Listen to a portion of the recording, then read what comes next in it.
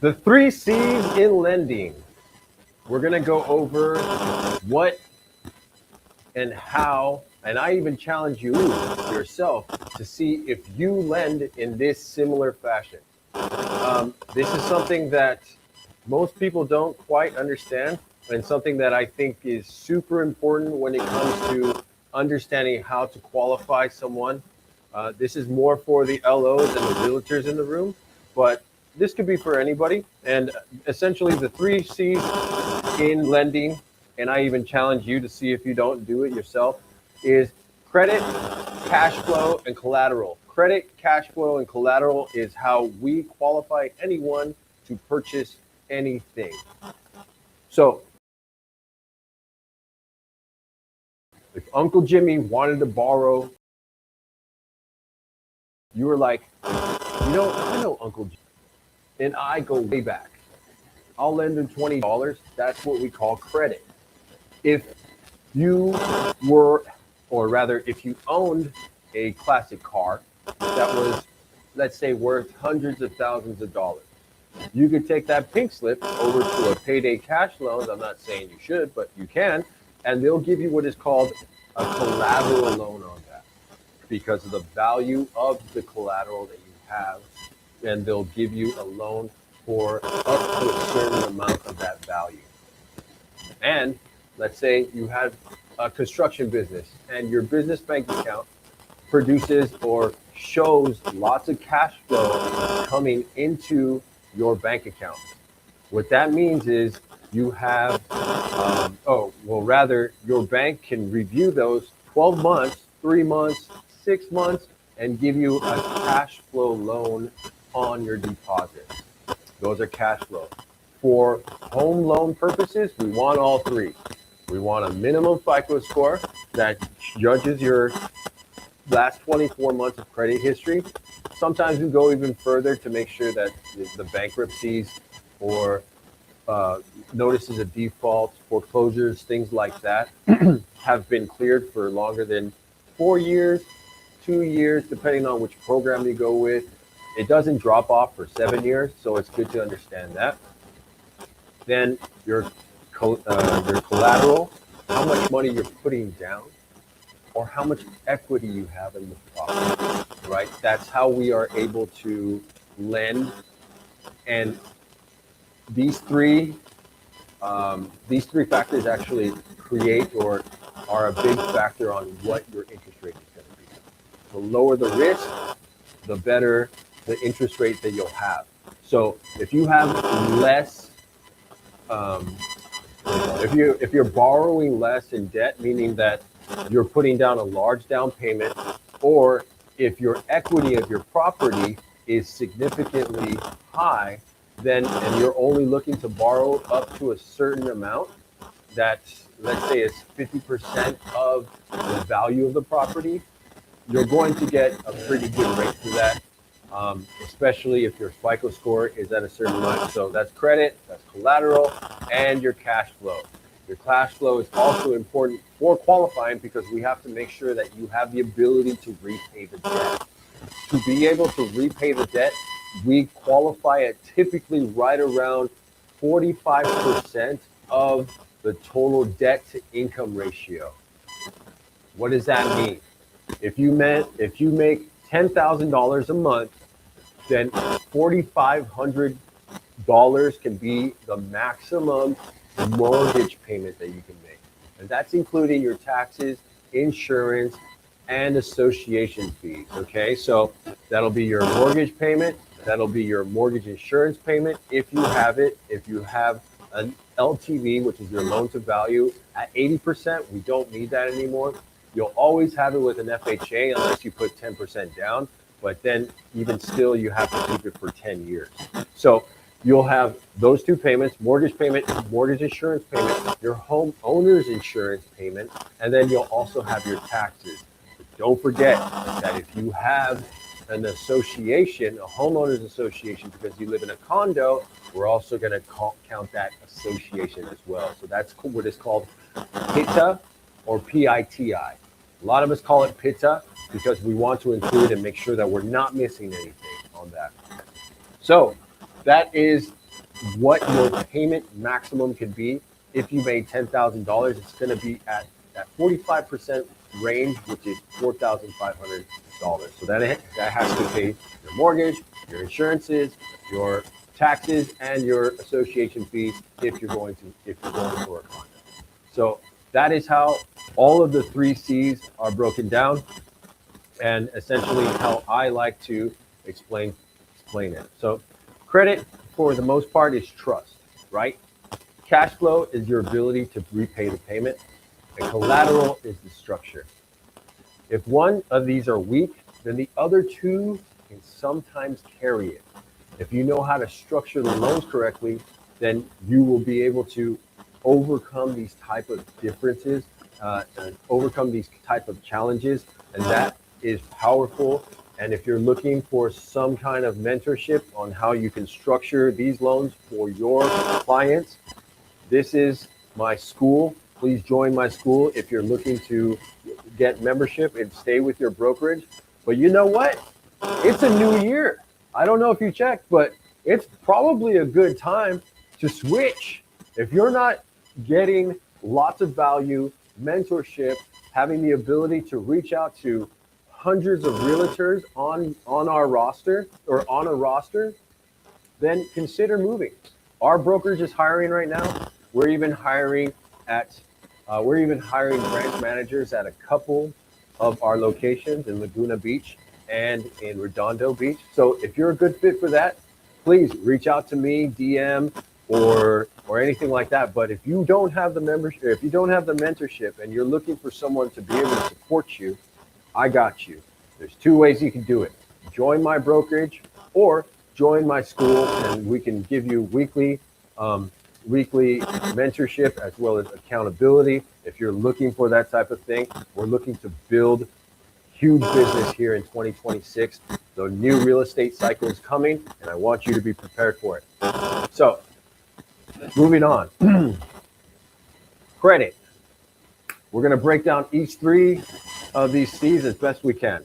Credit. Do we trust you? Your history of paying obligation predicts the risks, and it controls your rates, your program access, because some programs like investor loans are going to want you to have a 720 or higher, right? And also down payment requirements, down payment assistance requirements.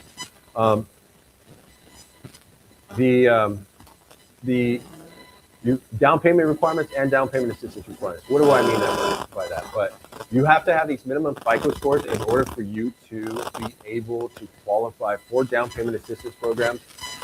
Most of them are at 640 or so or higher. At Cal HAPA, they're at 680 or higher for conventional loans. And I would consider probably only going for a down payment assistance program with Cal HAPA if you have a 700 or higher. Okay, there are other loans that are probably better suited for those lower credit scores, right around 640 or so. Okay, so scores ranges, rough but not exact. What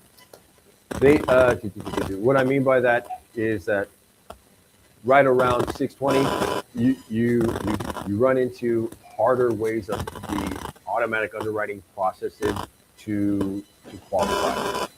And what I mean by that is we run automated underwriting through all loans in order for them to get qualified when we're doing conventional FHA.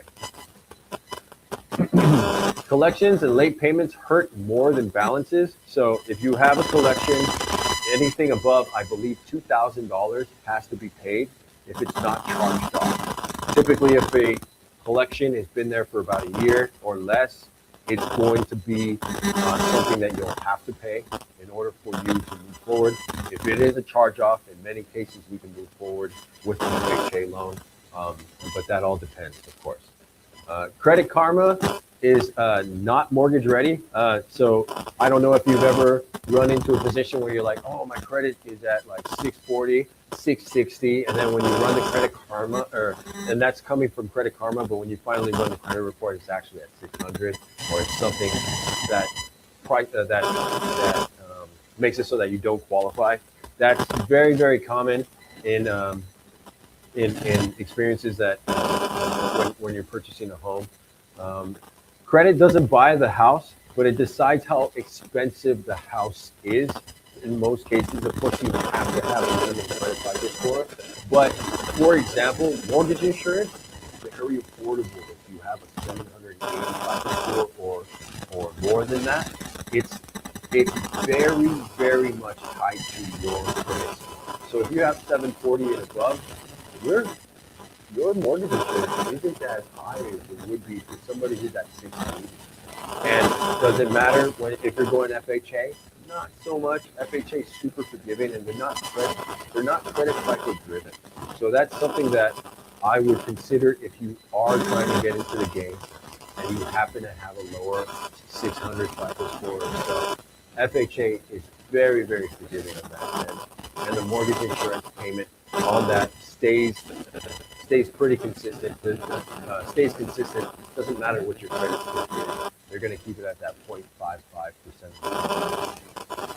And when you actually go conventional and graduate to a better loan, your credit score really matters if you're within that 20% range, that 20% from the LTV and down payment. So that allows you to qualify with a better payment if you do have those higher credit scores. So 580 FICO score is the minimum we require to get a FHA loan. And I'm not going to lie to you, 580 FICO scores are very hard to qualify. And the reason for that is automated underwriting does not like it. There's lots of reasons that could be. When I typically see someone below 640 FICO scores, I typically think they have debt.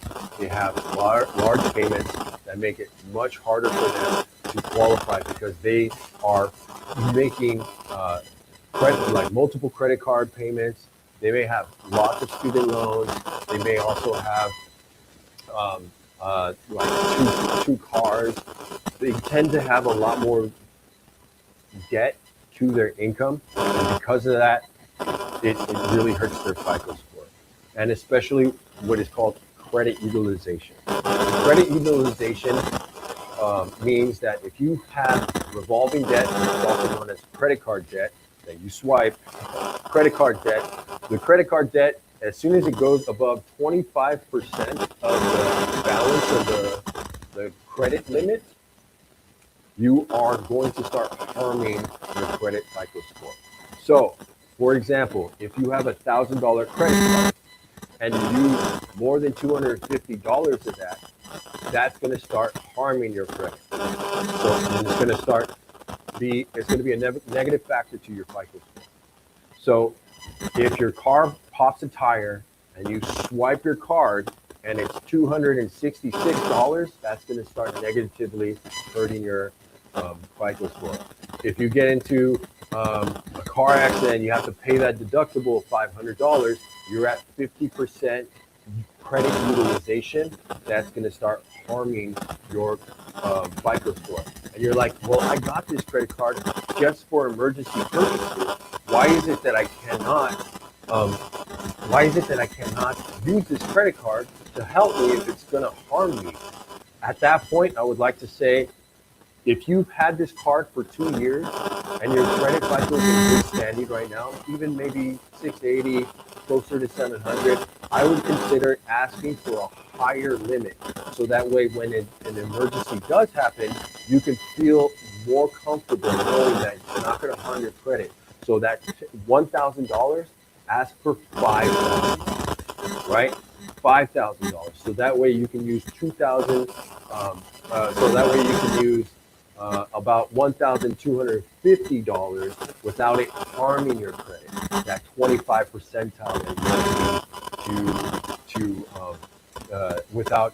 need without having any negative impact on your credit FICO score. So that is something that you would want to make sure, besides the obvious, which is your credit history. Making sure that you're making payments on time is the number one thing you can do, is making sure that those payments are made on time. If you show a late in the year that you're trying to qualify, so within 12 months, if you show one late, it's going to have a negative impact on that interest rate that you can purchase that on the home loan that you can acquire. So it's also going to cancel you out of most programs if you have to on an installment loan. On revolving debt, it's not as dire, but revolving debt is credit cards. Installment loans are mortgages, are personal loans, are furniture loans. For example, if you went and got a furniture loan, and car loans. So if you have too late on a car note that you've been paying on, it's very possible that the system is not going to like it unless it has other compensating factors. Like if you make a ton of money or if you have a large down payment, then maybe the automated system will say, okay, I understand that he hasn't had the greatest history in making these payments, or she hasn't had the amount of credit worthiness that we would normally consider, but there's other compensating factors on these other C's, the collateral and cash flow that we can use to qualify this individual. So it's something that you want to make sure that you protect as best as you can. If you have any questions on any of this type of thing, or if you want to see if you qualify for a home loan, please feel free to apply here. We will reach out. We can run your credit. We can give you a picture. Even if you don't know what your credit looks like and you want to create a plan for you to purchase a home, the California Dream for All is coming real soon. So if you don't have a plan to not only get this money, but also have someone ready to advocate for the purchase of your loan, which is me or any of my LOs, then you're going to be you aren't going to be ready for the money that's coming to you, for the money that's being available to California residents to change their lives. The California Dream for All has changed many lives that I have been able to work with, and it's because they would never have qualified for a home that they purchased through this program without it. And if you don't know what your credit FICO score is, or if you kind of do know, but you need some help, you need some support, rather, because you don't need the help. You just need a little bit of support from someone who can guide you, mentor you. Sometimes it's not even tomorrow that you're going to purchase a home. Sometimes it's not even going to be next month. I work with people for 6 months, a year. For example, the California Dream for All that I just closed, he applied for it in the year of 2024 in April. We closed in November of last year, November 2025. It's very important to know that, because if you're looking for these type of programs and if you're trying for these type of programs, you have to be pre-qualified for it. You have to have your credit ran so that way you know exactly where you're at, what your payment's going to be, what your situation, how you can better your situation so that when you get into contract, you know exactly what you're going through. That is something that we offer here at West Shore Financial. We offer a wide range of home affordability products, as well as investor loans and other things. But let's not get off topic. If you're looking for a great loan, if you're looking for a great lender, you found them. Go ahead and apply today. Moving on. So, credit. That was credit. The last thing I'd like to say about credit and collections is that if you have a lot of, or rather not collections, but if you have a lot of student loan debt and it is on deferment, it is very easy to believe that since it's on deferment, it's not going to count against me. That's not true. Most of the loans out there, conventional wise or FHA, are going to charge 1% of the payment of the balance of the loan. So if you happen to have taken $100,000, $200,000 of what do you call it? Education loan, you're looking at $2,000 a month in calculated payment that they're going to be considering against you. So The first is your DTI. You've got to be at 45% in the front for most cases. The back end DTI got to be at 50 to 56% if you're going FHA for the most part. Okay. Now, what does that mean? The front end ratio is your home payment. That's the PITA that we just went over. It's your principal, your interest, insurance, mortgage insurance, and your association fees if you have them for buying a condo. Those can be a total of 45% of your income. So if you make $10,000 a month, $4,500 of that income can be a total, can be calculated to qualify. But your bills on the back end can only be up to 55%, maybe 56%. So that means that you only have this range of 1,100 to be able to qualify on the back end ratio. So that 1,100 right there isn't going to work if you have $200,000 in education bills or education balances. So because of that education loans that are out there, it's to know that you're going to be charged against it. Now, there are other ways. There are other programs out there that will allow you to qualify at 0.5%. So then that 2,000 comes down to 1,000, and now you can qualify.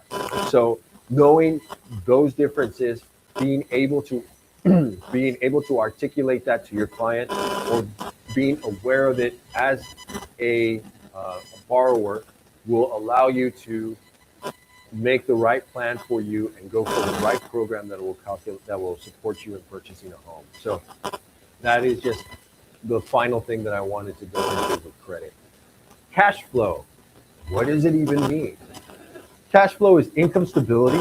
It's your debt load, the ability to pay your debts, and the underwrite and how the underwriter calculates it. So, income type. And the reason why I call it cash flow is because there's so many ways to make money. How do we qualify? If you're a W-2, self-employed, 1099, or an investor, there's multiple ways for us to even us to be able to calculate it. Now, your income is calculated in a 2-year window. Okay, it's calculated in a 2-year window, and we use a number of things to qualify it. The first one is full documentation. Full documentation is the way to get the best interest rate out there.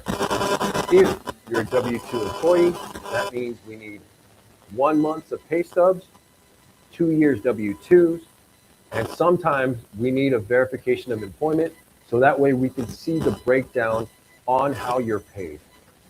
What do I mean by that? What I mean is you are going to sometimes make overtime. And if you want to create that overtime or use that overtime, you're going to have to show 2 years of history getting that overtime. Okay, so in order for us to be able to calculate it, you have to have had it ongoing for the past 2 years, or it will not be counted. There's base pay, and base pay is one of the ways that we can qualify clients at the highest amount of income.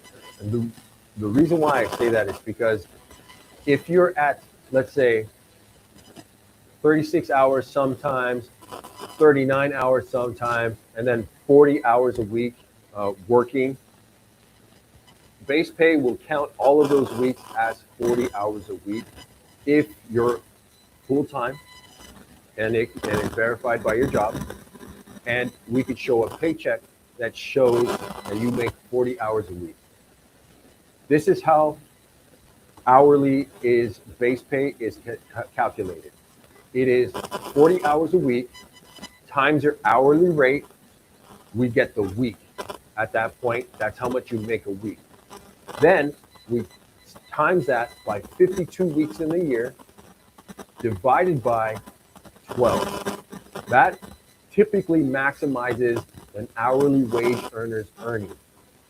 In order for us to use that income, though, we have to prove that you have a 40-hour week. What do I mean by that? If your employer gives you 3 days of employment a week and you're working, or rather, if your employer, let's say, gives you 410s, right? 410s a week in the state of California, after you make 8 hours of full-time work, the last 2 hours are overtime.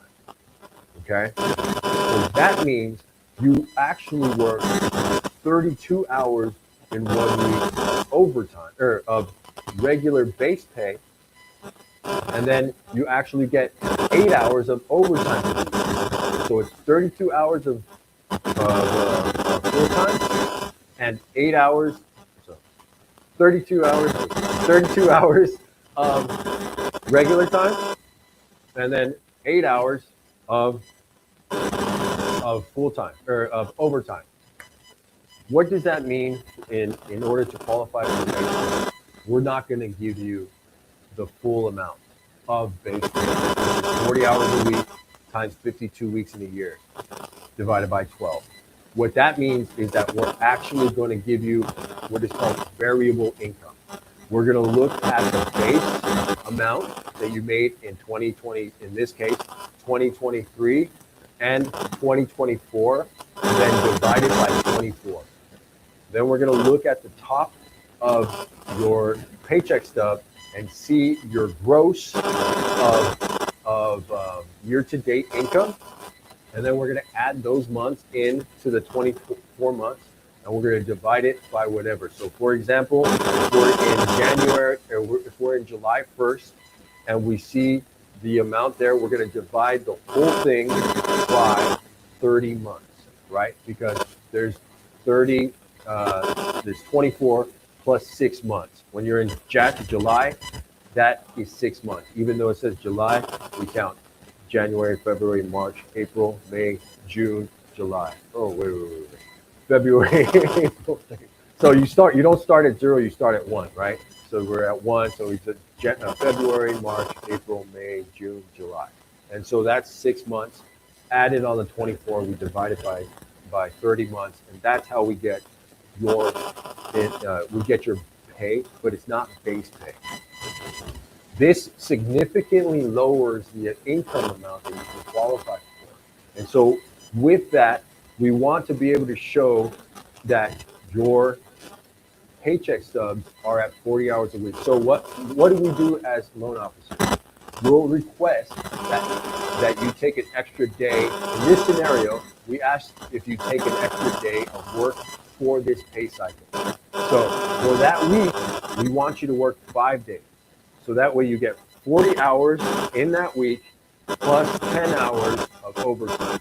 Now, the extra 2 hours of overtime isn't going to really support you in the whole grand scheme of things, but working those 5 days of 10 hours is going to give you that full 40-hour week that we can then qualify. Another caveat to this is if you work a 2-week schedule and you're paid every 2 weeks, then we have to see 80 hours total. So that means you have to work 5 days in this scenario twice. So a total of 10 days, Monday through Friday, 10 hours a week to show your 40 hours in both weeks, and it has to say 80 on the paycheck in order for us to use your base pay. Overtime is always variable income, so it is going to be averaged from the last 2 years plus your year-to-date income. So it's a cherry on top, but what we really aim for with W-2 and W-2 hourly, salary employees is to make sure that we get that base pay, not salary so much. Salary is actually, you sign a contract and you get this certain amount of money that you're going to make a year. You're going to do it with the W-2s and typically with your offer, your contract offer. we can submit those, and then we divide that by 12. Very, very simple. It's something that they can even see on the paycheck stub itself. So it's not something that is normally calculated difficultly, but that's how you would do it if you are in an hourly or salary wage earner. Okay. Going into self-employed, self-employed is a little more difficult because we are going to use your taxes to qualify. And typically, if you're a sole proprietor, we're going to use what is called the Schedule C on your 1040. The Schedule C on your 1040 is going to deduct certain costs, and then you're also going to be able to add in other costs that you would normally remove from your income of your business. If you don't do any deductions, we can use the full amount. But that's not most that's not most business owners' reality. They typically remove their costs for doing business, and then we divide that by 24 months. We divide that by 12 months, and then we do it. Sometimes it's 24, of course, because we have to show a 2 years history. There are some programs that only do 1 year. For example, Freddie Mac. That's typically where I push my full document business owners. I really want them to be able to maximize their income, and a lot of times they're ramping up in income. Your first year of income isn't going to be as significant as your second year of income. So typically, I would want to make sure that I got that second year of income and not calculate this other year of income, so that way we can maximize your ability to purchase income.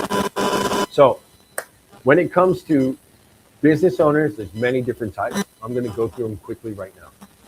Anyone in the United States with a social security number can become a business owner. This is what we call sole proprietorship. What does that mean? The liability is on you. Okay. So if something happens, you own a business with your name doing business as, somebody breaks their foot and you're a sole proprietorship, that means there's no liability differences between you and your business.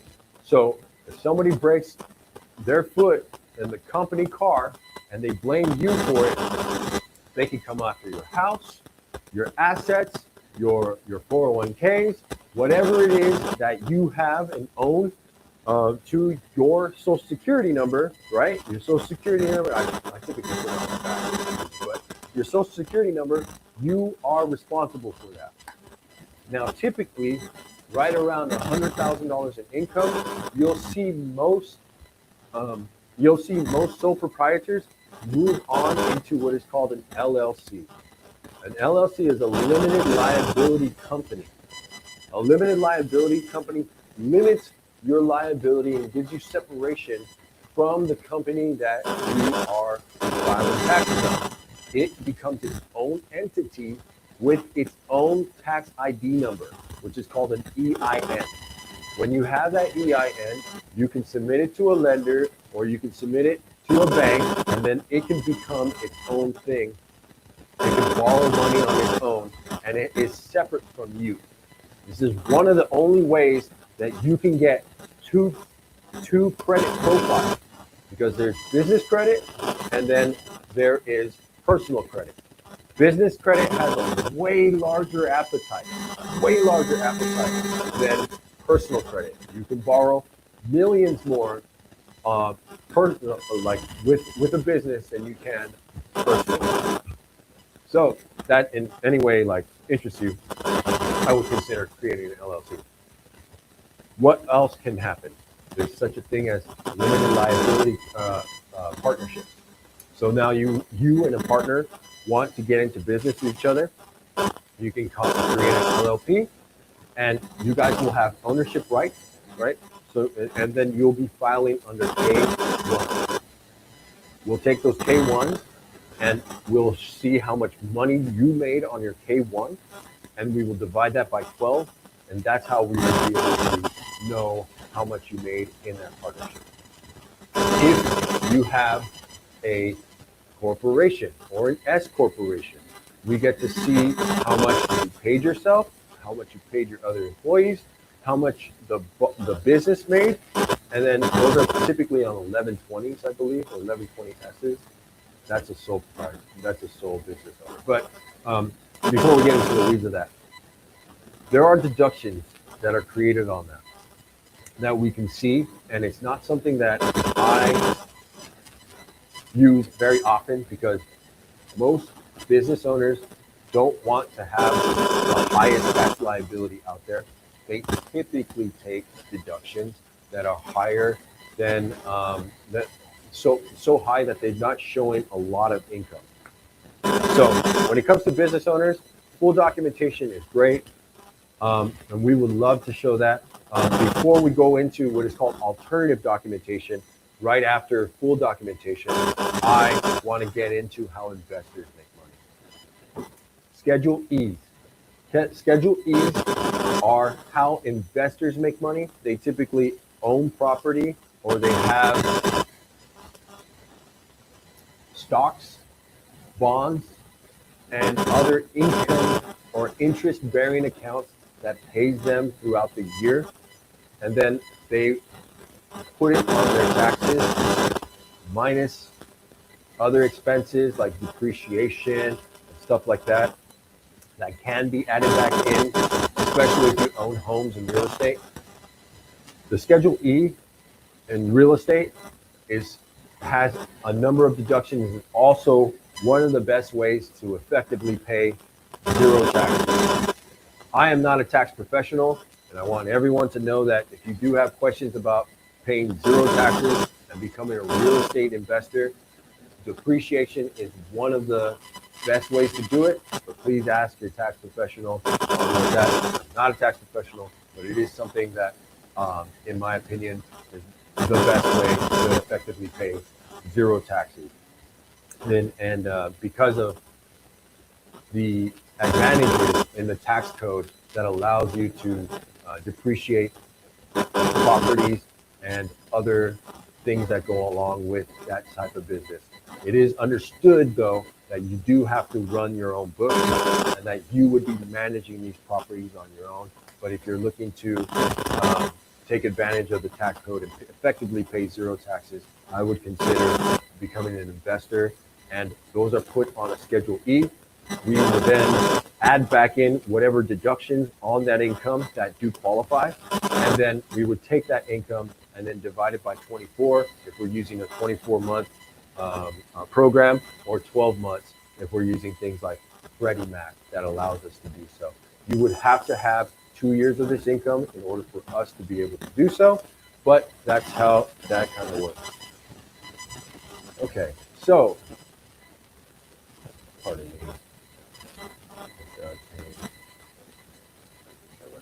Okay, and to wrap it up, you don't get improved income, you get approved on leftover income. Someone making 200,000 can get denied faster than someone making 70,000, and that depends on your debt to income ratio, right? So what that means is if you have not paid, if you go for a home that has a high payment and you happen to have high amounts of debt, that is going to add to your debt to income ratio that will blow you out of the water in order to qualify.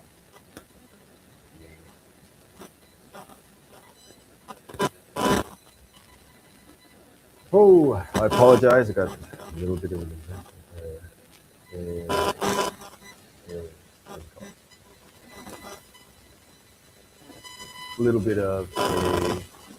thing.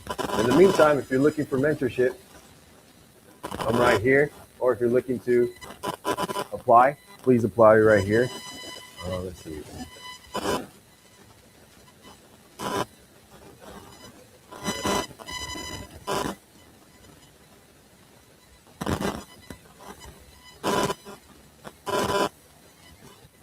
Okay, so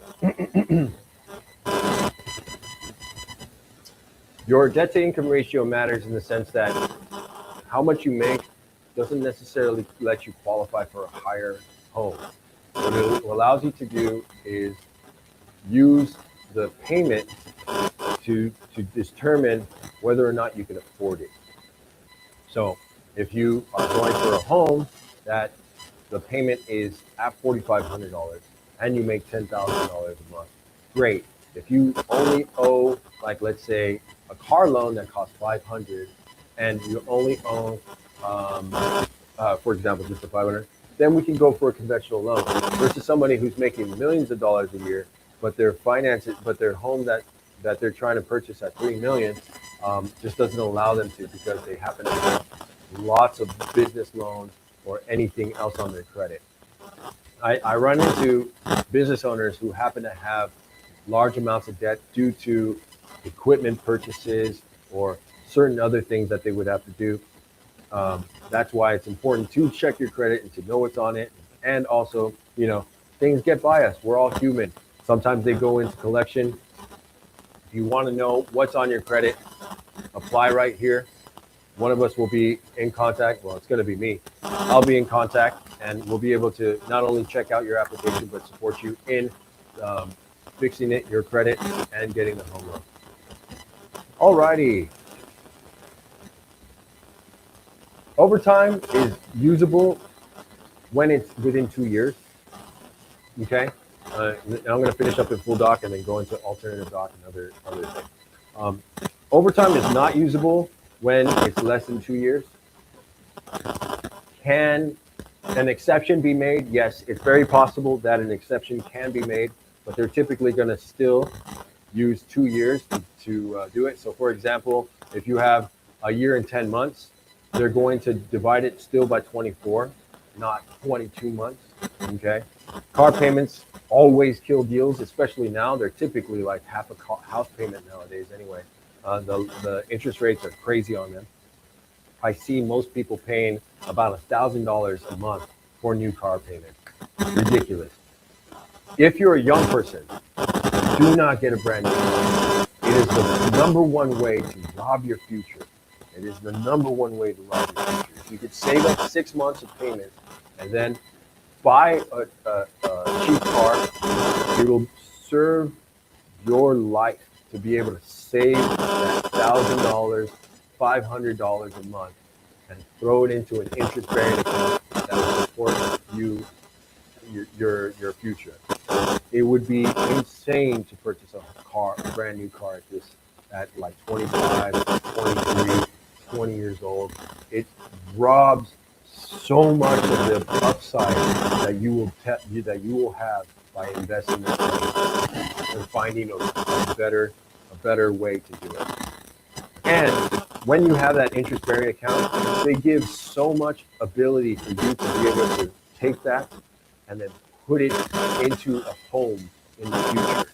So if you save, you'll be able to, in many cases, borrow against the equity of your assets and then put it into a home and leverage that as value goes up.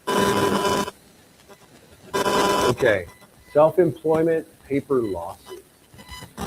So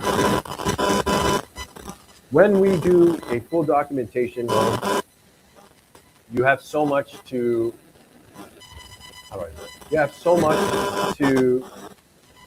provide to qualify.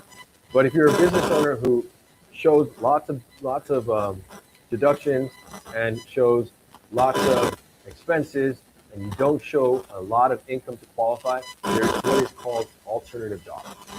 Alternative doc is using 12 months of bank statements or 24 months of bank statements. VOEs or 1099 only.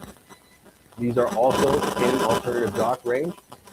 Verification of employment is what a VOE is. 1099 is a contractor, right? A contracted person. And it could be Uber. It could be Uber, delivery people, even just paid on 1099. Okay, and the 1099 comes to my LLC, and I get paid through my LLC. Essentially, that's how we get paid as loan professionals or brokers.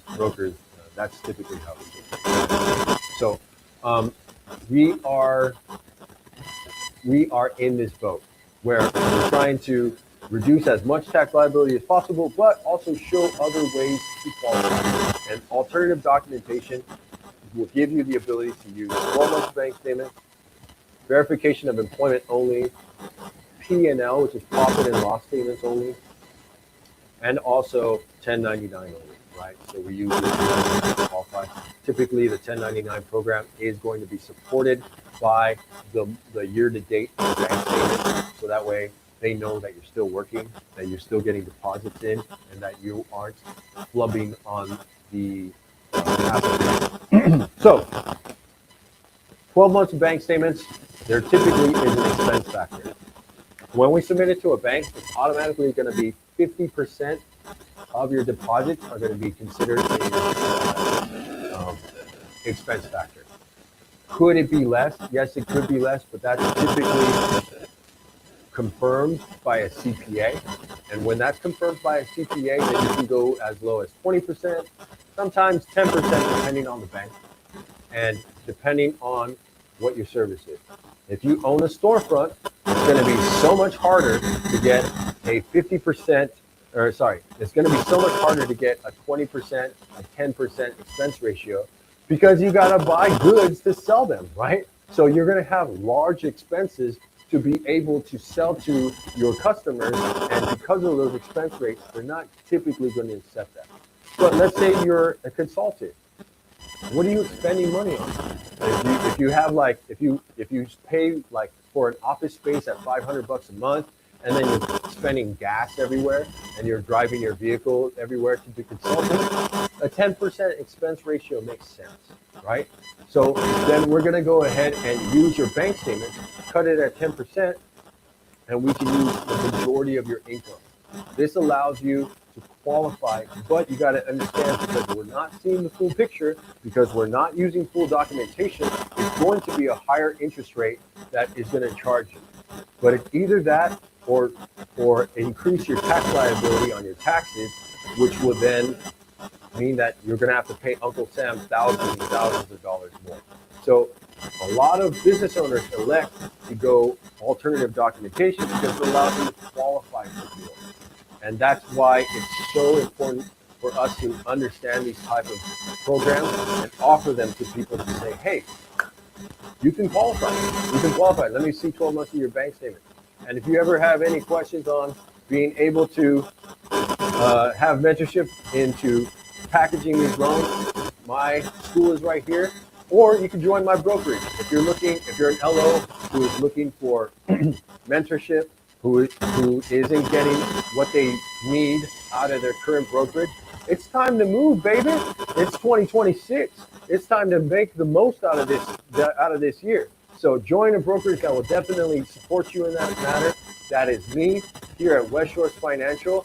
We are offering remote employment, as well as 24/7 access into any one of our 5 locations. And you have access to more than 400 realtors that you could support and gain and earn their business. Or let's say you're comfortable where you're at, but for some reason, there's just not enough guidance there for you. Join my school. We've got you.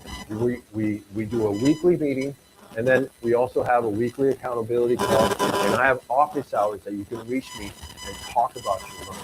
I can run through the best lenders with you, and we can do it together. You don't have to do this alone. If you feel alone, believe me, I'm here for you.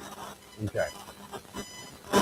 Final is the DSCR. We're not going to go into that. We're going to go into collateral, and it's going to be quick because I got to get going. But final thing is our collateral. It's our last C, which is credit. We then went to cash flow, which was a heck of a program, or a heck of a dialogue. And our last and final is collateral. What's backing the deal? What's your skin in the game, right? This is your skin in the game. So your down payment or the equity in your home is collateral. Grants and DPA can support you in this and can be your collateral.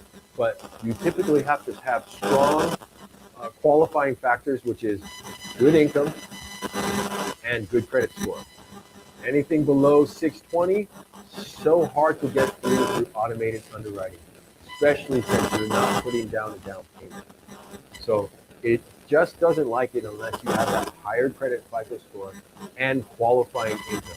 If you have amazing income, it's so much easier to get you these programs. If you have amazing credit, it's so much easier to qualify you on this loan. But it's just to be understood that when one of the C's are lacking, the other two, being stellar, supports you in acquiring them. Co-borrowers. We accept gifts.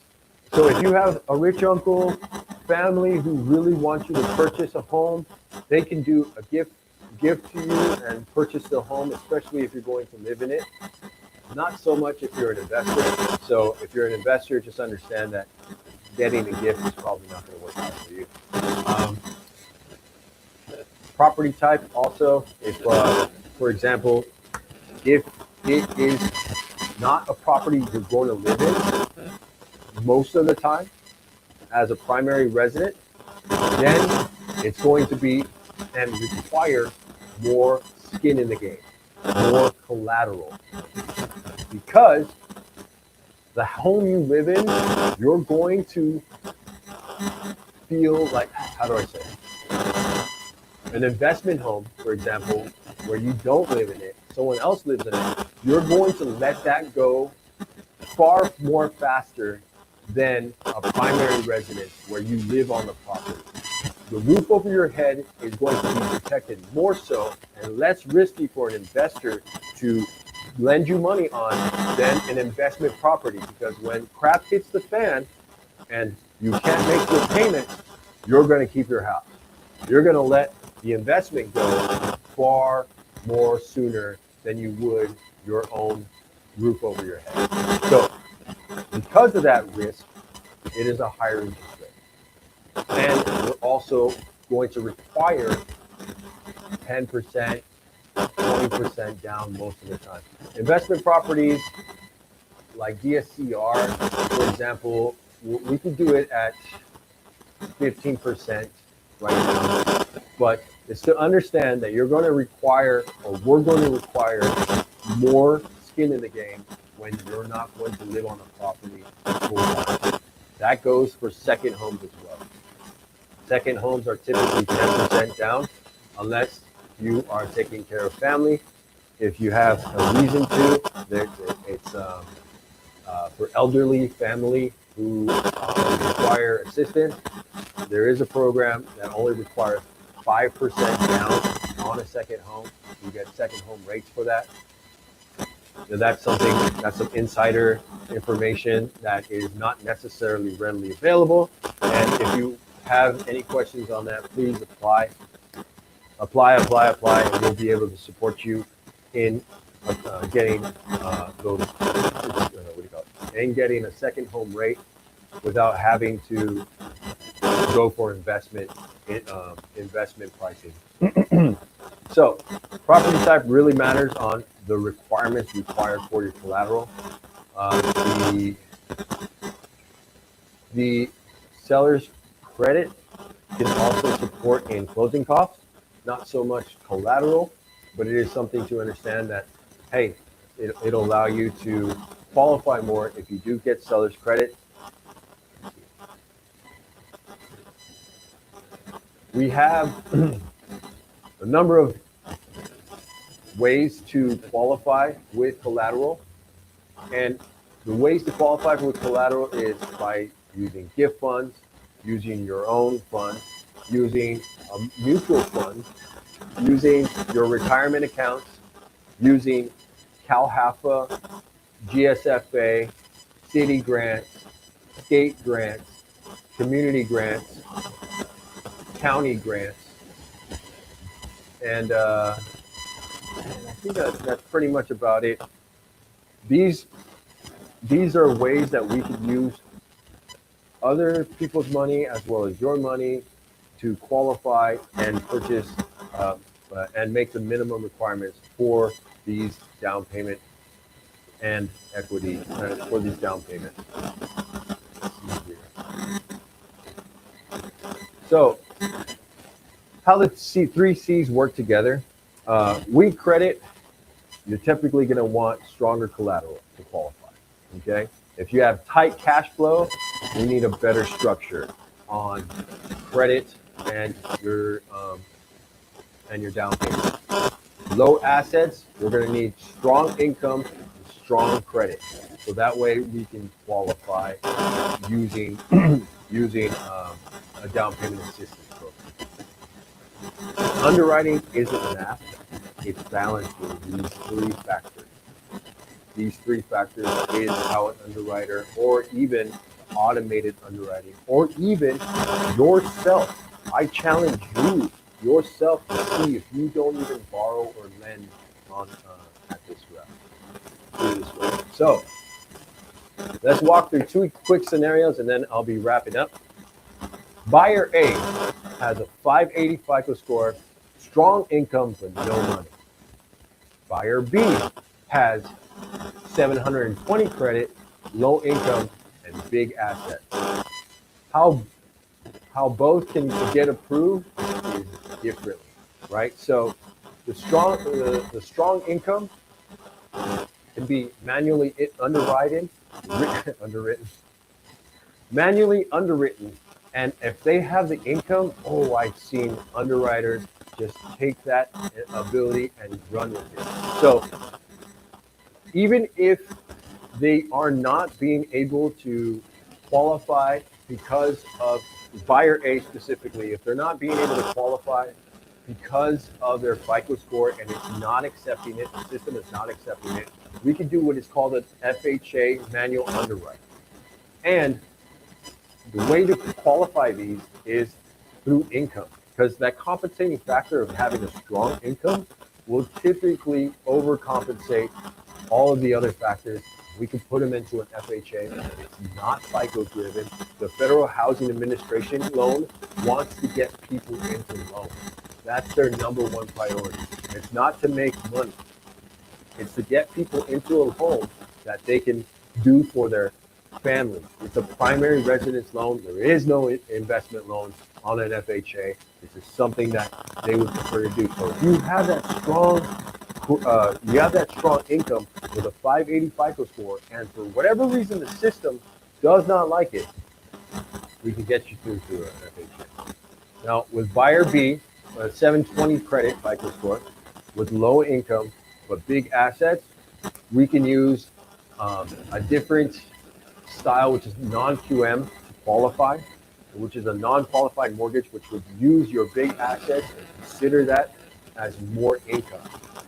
Or you can use that big asset to put it into another asset, lower the balance on that, and then we can lend to that when the payment is qualified. So there's two ways to do that.